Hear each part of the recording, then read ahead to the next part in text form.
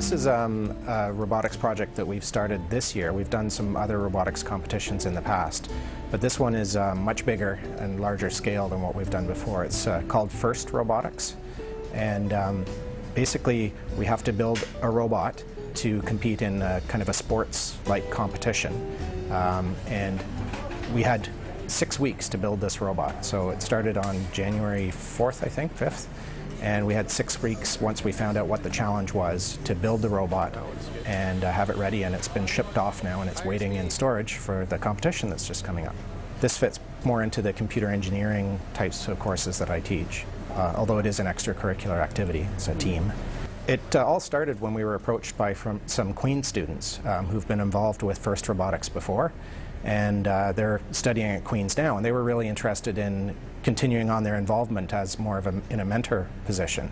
And there weren't any teams in this area, so they approached me and asked if I was interested. And I'd seen it in the past and kind of dismissed it because it was too expensive and too much resources really for what we had here.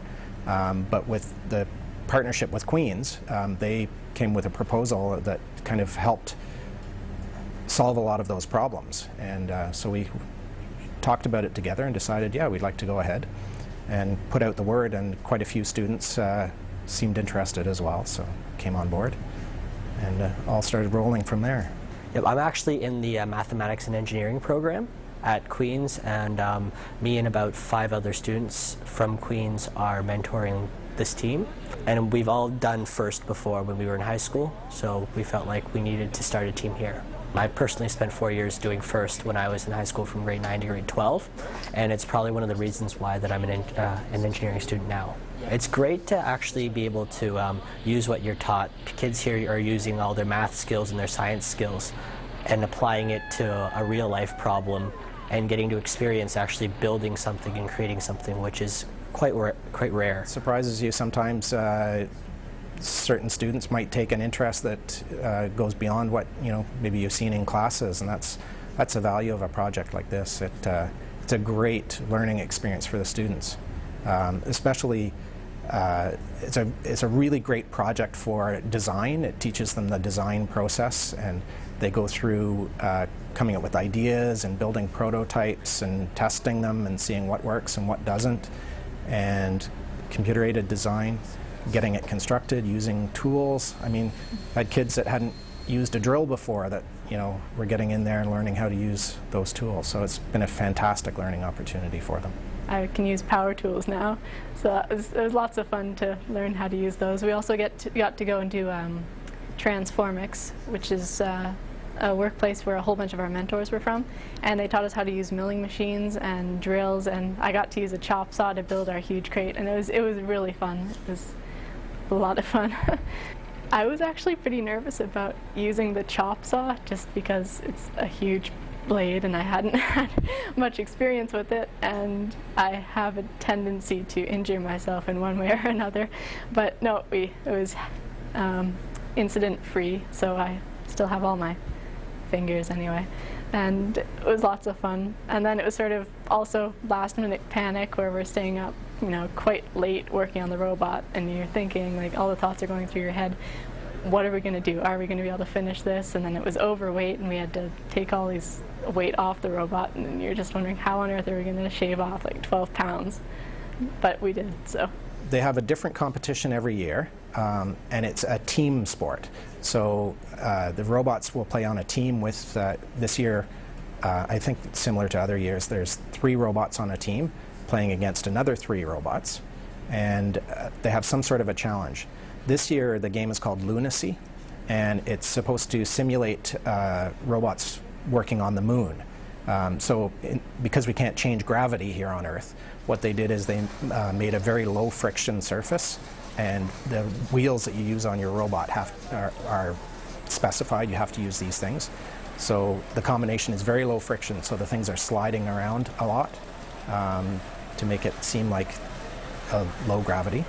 And what they have to do is they have to pick up these balls and collect them from around the area and try and score them into trailers that the other team's robots are towing. So every robot is towing a trailer. You have to try and score the balls into the other team's trailer. estimated funds we need about $25,000, and we're currently about 2/3 of the way through. We're just trying to get as much capital into our club as possible to help fund the club, and we really want to make this a lasting tradition, not only for KCVI but all the other schools in the local community as well. Just the registration itself for the first competition is $6,000, and that includes a kit of parts that you get, which is worth considerably more than that. But it's a school, we don't have that kind of money to put into that thing, so it really required a lot of community support. And we've been very fortunate. We've had great support. We've had support from the school board, from the Queen's University, two of the faculties of applied science groups, the Science 78 and 82, have funds that contributed to this. And the Ontario Centre of Excellence group has contributed money. And our partner, Transformix Engineering, provided an awful lot of support in terms of helping us out doing machining, and with their expertise they've been involved mentoring the students as well. And we've had a variety of other community sponsors that have helped out as well. It's been fantastic, the support we've had.